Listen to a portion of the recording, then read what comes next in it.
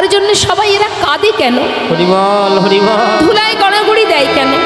হা কৃষ্ণ কৃষ্ণ বলে চিৎকার করে কেন? না দেখে এরা এমন পাগল হয়ে গেল। এইভাবে চিন্তা করতে করতে না জানি ছেলের যখন পরিপূর্ণ যৌবন বয়স হলো, সে বাবা পথে পথে হা কৃষ্ণ কৃষ্ণ বলে ঘুরে বেড়াতে শুরু করলো। এখন গোবর্ধন দাস চিন্তায় পড়ে গেছে। মা, একটা মাত্র পুত্র সন্তান আমার এই বিষয় সম্পদ জমিদারি রক্ষা করার জন্য বিধাতা দিয়েছে, সে যদি ভক্তি রাজ্যে প্রবেশ করতে গিয়ে পথে পথে ঘুরে বেড়ায় তাহলে জমিদারিকে রক্ষা করবে। কি করা যায়? এক করতে গিয়ে আর এক হয়ে গেল। পাড়ার মধ্যে যারা সম্মানীয় গণ্যমান্য আছেন, যাদেরকে সবাই শ্রদ্ধা ভক্তি করে, তাদেরকে ডেকেছে। তাদের কাছে পরামর্শ নিচ্ছে যে তোমরা বলে দাও আমি কি করব ছেলেটাকে, এখন আমার এই জমিদারি কে রক্ষা করবে? ও ছাড়া তো আর কোনো সন্তান নেই। বলছে তোমার ছেলে যে পথে অগ্রসর হয়েছে তাকে আর ঘরের মধ্যে আবদ্ধ করার আর কোনো রাস্তা খুঁজে পাচ্ছি না আমরা। তবে একটা উপায় আমরা বলে দিতে পারি, দেখো চেষ্টা করে হয় কি।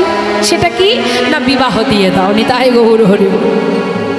অনেক সময় দেখা যায় বিবাহ বন্ধনে যদি আবদ্ধ হয়, স্ত্রীর ভালোবাসাতে আপনার ছেলে ঘরে বাধাও পড়তে পারে।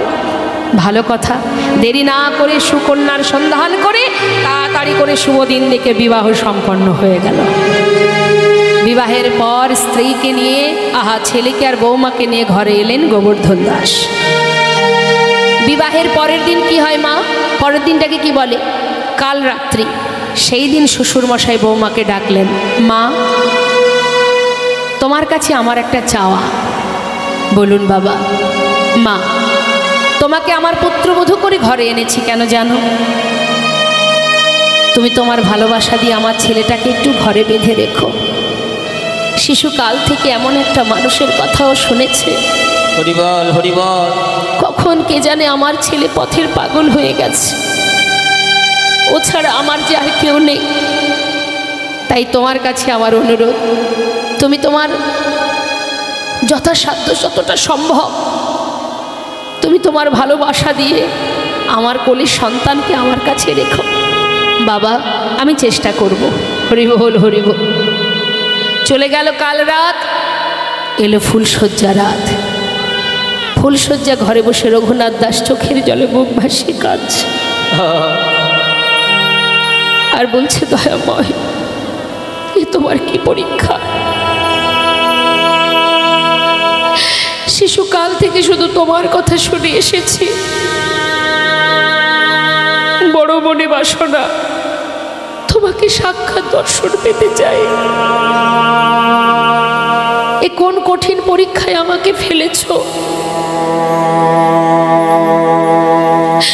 যতই তুমি আমায় পরীক্ষা করো না কেন, হরিবল হরিবল, আমি সমস্ত পরীক্ষা উত্তীর্ণ করে আমি তোমাকে দেখতে চাই প্রভু। তোমার কাছে পৌঁছাবোই পৌঁছাবো। ফুলশয্যা ঘরে রঘুনাথ দাস কাঁদছে। মা, নববধূ সরজু জিজ্ঞাসা করলেন, স্বামী আজকের সুখের দিনে, আনন্দের দিনে তুমি কাঁদছো কেন? আজ তো আমাদের জীবনে আনন্দের দিন, আজ তোমার চোখে জল কেন? তবে কি এই বিবাহেতে তোমার কোনো মত ছিল না, নাকি আমাকে পছন্দ নয়? রঘুনাথ দাস বললেন, সরজু তোমার প্রশ্নের উত্তর দেওয়ার আগে আমি তোমার কাছে দুটো প্রশ্ন করব, উত্তর দেবে? বলো স্বামী। বিবাহের পর এই ঘরে এসেছো, এই ঘরের তুমি কে হও? আমি এই ঘরের কুলবধূ। আমার কে হও? সহধর্মিণী। বাহ! আচ্ছা সরজু, যে সহধর্মিণী হয় তার কি কাজ হয়? আমি তো জানি না স্বামী, তবে গুরুজনের মুখে শুনেছি স্বামী যদি ধর্মের পথে যায় তাকে সহায়তা করাই সহধর্মিণীর একমাত্র কাজ। হরিবল হরিবল। সরজু, এতক্ষণে তুমি ঠিকই বলেছ, তবে আজ শোনো আমি কাঁদছি কেন জানো?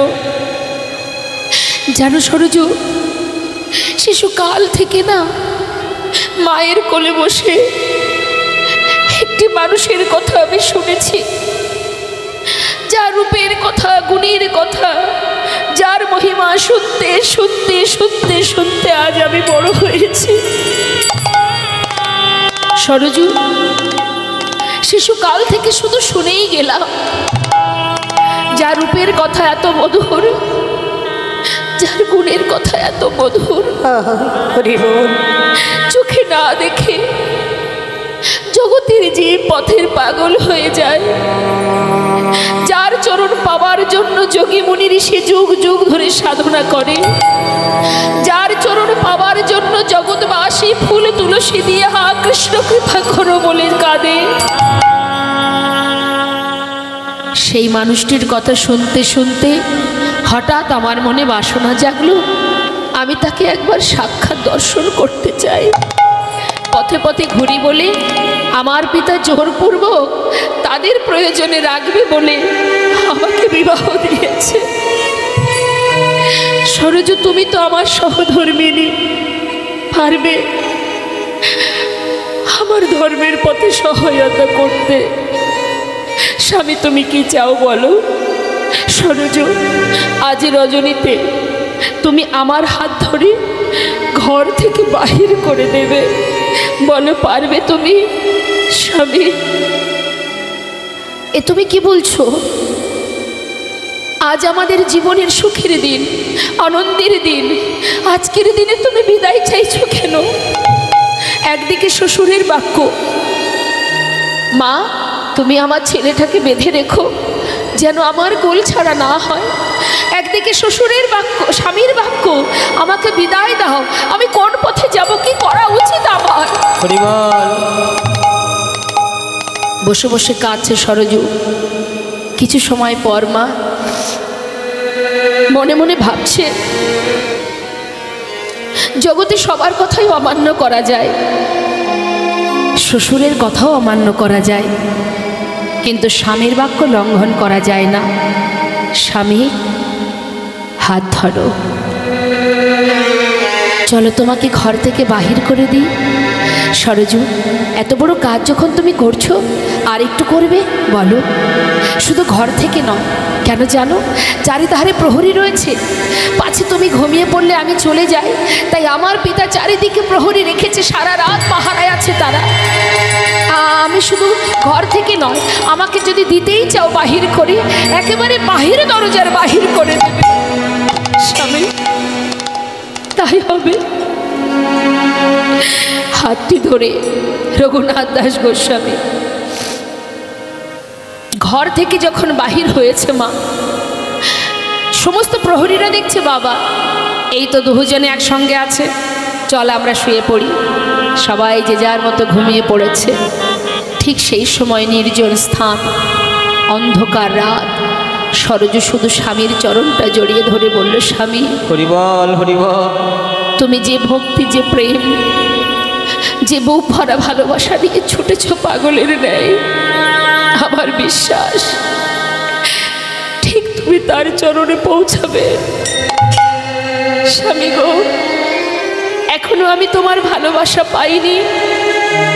আজ জীবনের প্রথম দিন, আজই আমার জীবনের শেষ দিন, তাই তোমার কাছে আমার একটা নিবেদন, সেই দিন পর্যন্ত আমি অপেক্ষায় থাকব, যেদিন তুমি তার চরণ কৃপা পাবে।